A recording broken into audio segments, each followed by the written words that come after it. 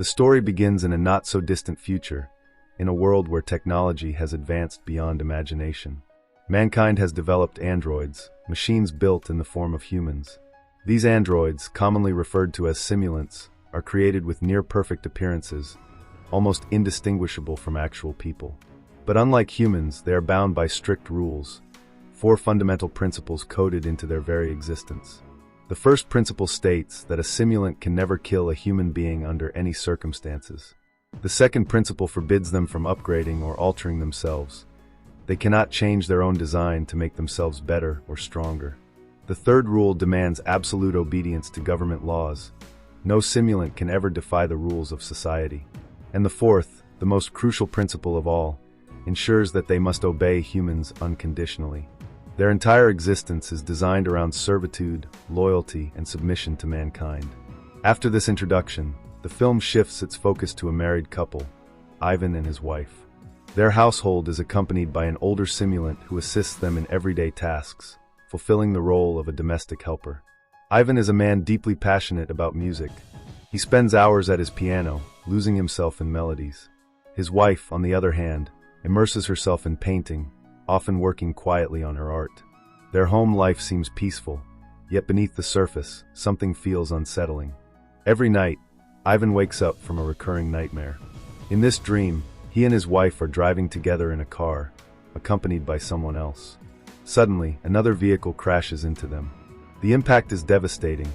Their car spins out of control, eventually smashing against rocks, and teeters dangerously close to falling into a deep ravine. Somehow, they narrowly survive the accident, though Ivan is left with severe injuries. This dream haunts him relentlessly, repeating night after night. Each time, Ivan wakes up drenched in fear, confused, and shaken. He tries to confide in his wife about these disturbing dreams, but she brushes it off, dismissing them as nothing more than coincidences. She insists that it is merely his imagination playing tricks on him, assuring him repeatedly that nothing like this ever happened in reality. Yet, her dismissive attitude only deepens Ivan's suspicions. There is a hidden weight in her words, a subtle sense that she is concealing something important. To make matters stranger, she spends much of her time in a separate locked room in their house, a place Ivan is never allowed to enter. Meanwhile, the narrative shifts to the Robot Policing Division, an enforcement arm of the company responsible for monitoring simulants. Their duty is to ensure that the androids are functioning properly and abiding by their programmed rules. If any simulant malfunctions or disobeys, these enforcers are tasked with tracking them down and shutting them off. One of the detectives in this division receives a case regarding a missing simulant named Esme.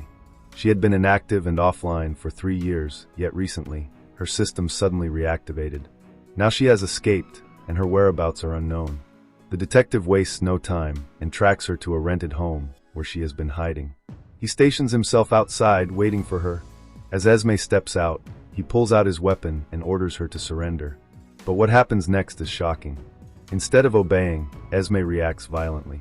She swiftly disarms him, pushing his gun away, then strikes him with such force that he collapses. She doesn't stop there. She lifts him and hurls him down a flight of stairs. Once he is incapacitated, she attempts to flee. This behavior is extraordinary and alarming, for simulants are programmed never to defy humans, let alone attack them. Yet Esme has broken this most fundamental rule. The detective, however, is equipped with a special magnetic pulse gun, a weapon capable of disabling simulants within its range. He tracks Esme again and fires the weapon into the air. Immediately, every simulant in the area freezes in place, their systems jammed. Esme too becomes paralyzed mid-motion, just as she was about to mount a motorcycle and escape. Seizing the opportunity, the detective secures her by attaching a restrictive collar around her neck. With his target captured, he transports her back to the division's headquarters. But before returning, he investigates her home, searching for clues. While inspecting, he encounters a young man named Casey, who introduces himself as Esme's neighbor and close friend. Casey demands to know where she is.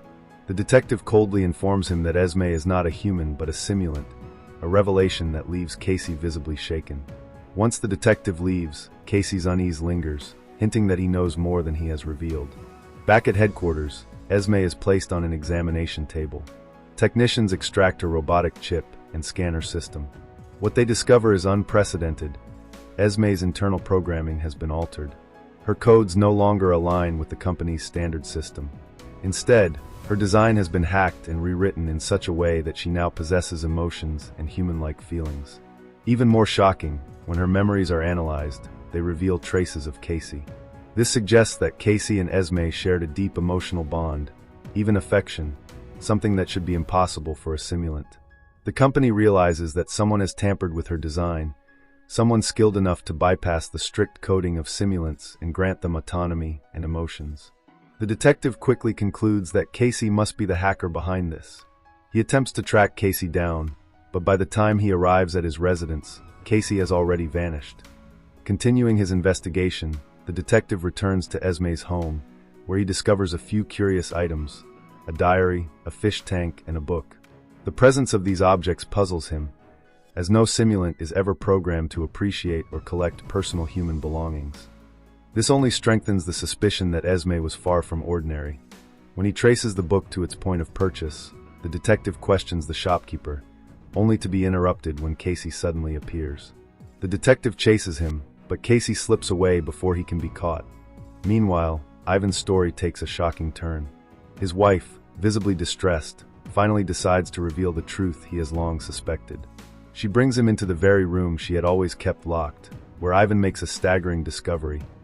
A duplicate simulant of his wife. It is then revealed that Ivan himself is not human. He too is a simulant, a clone created in the image of her real husband. When Ivan denies this, his wife proves it by peeling away a portion of his chest skin to reveal the mechanical chip beneath.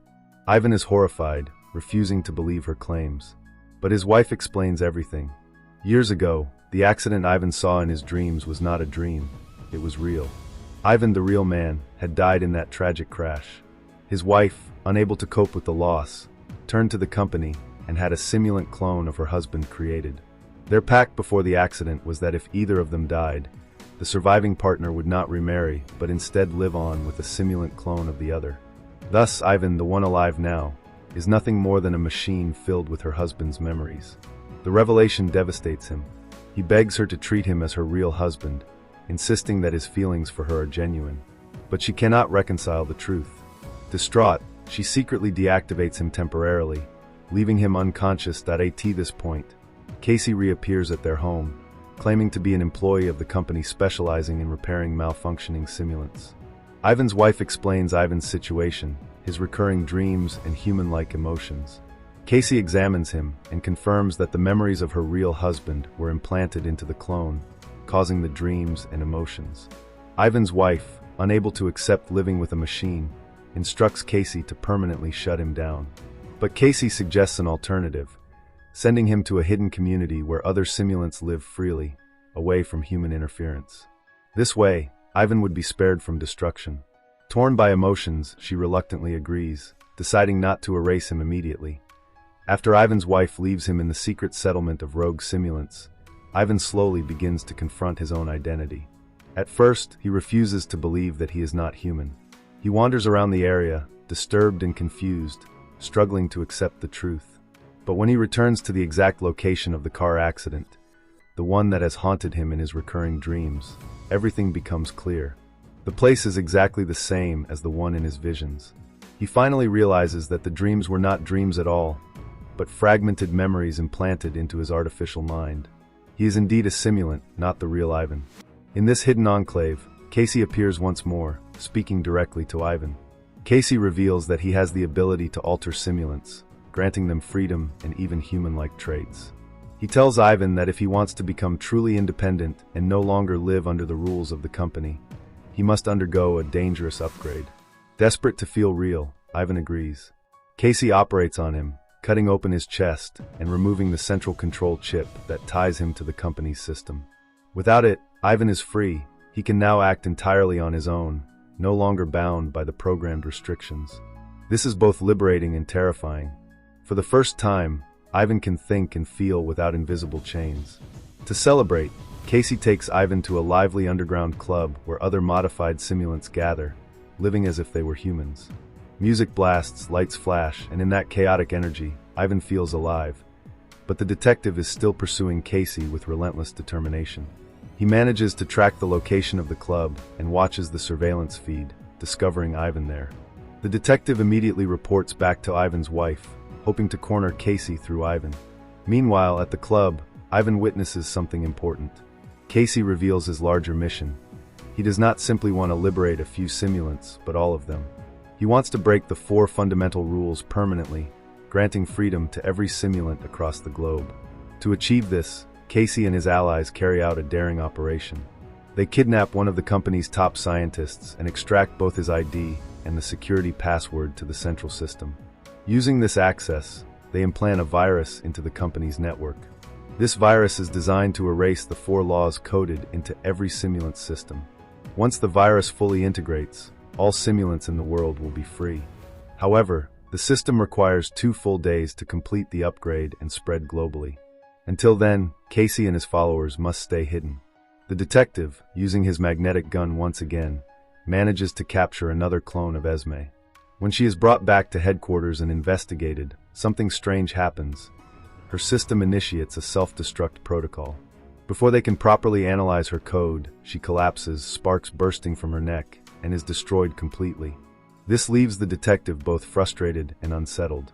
He realizes that Casey has placed layers of protective security into these simulants, making it nearly impossible to hack or control them. Meanwhile, Ivan still clings to the hope of reuniting with his wife. Despite knowing he is a simulant, his love for her drives him back to her home. When he approaches her, she warns him sternly that living so openly as a modified simulant is dangerous. He could easily be caught and destroyed. But Ivan insists that everything he has done, removing his chip, joining Casey, changing himself, was all for her.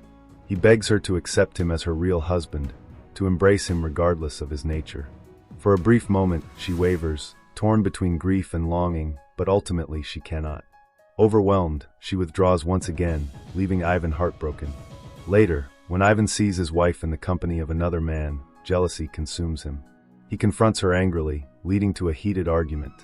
Unable to cope with his pain, his wife finally contacts the detective, informing him about the simulant settlement where Ivan and Casey have been staying. She hopes that by exposing them, she can bring an end to this chaos. At headquarters, however, Esme secretly overhears this exchange. Bound yet still conscious, she manages to alert Casey with a hidden call, warning him that the detective is coming for them. Acting quickly, Casey and Ivan flee the settlement before the raid begins. Ivan suggests hiding at his farmhouse, a secluded place away from the city. They leave just in time, escaping capture as the detective storms the area only to find it deserted. At the farmhouse, Ivan and Casey prepare to lay low, but the detective is relentless. But when the detective sees the wound, he notices something strange.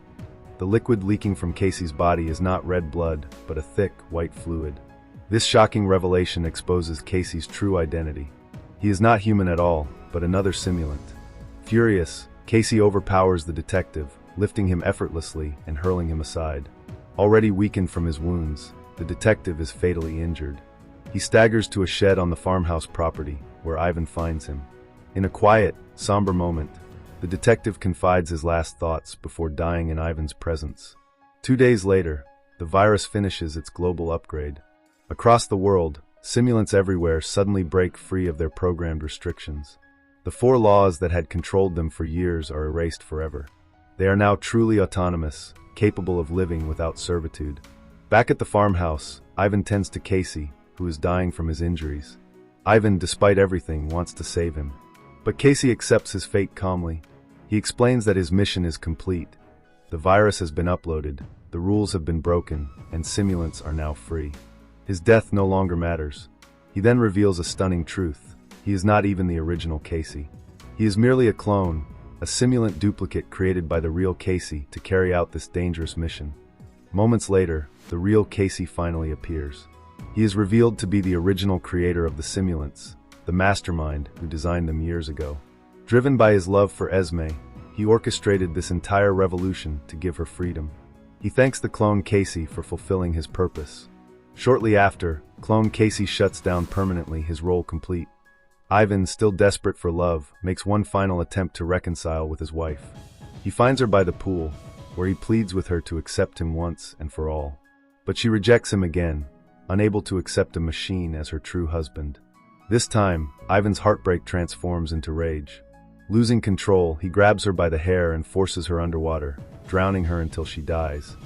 Devastated and twisted by grief, Ivan turns to the only option left. He goes into the locked room where his wife's simulant duplicate lies inactive. He powers it on, choosing to live with her clone instead of the real woman who could never accept him. Meanwhile, at a grand auction, deactivated simulants are being sold to the highest bidders. Among them is Esme, her memory completely wiped. At an enormous price, she is purchased by an anonymous buyer. When she enters the car of her new owner, she is stunned to see none other than the real Casey waiting for her. Though she no longer remembers him, Casey smiles, relieved and overjoyed. He finally has Esme back, free from control. Together, they drive away, ready to start a new life. And with that, the story of Simulant concludes, a tale of love, loss, freedom, and the dangerous line between human and machine.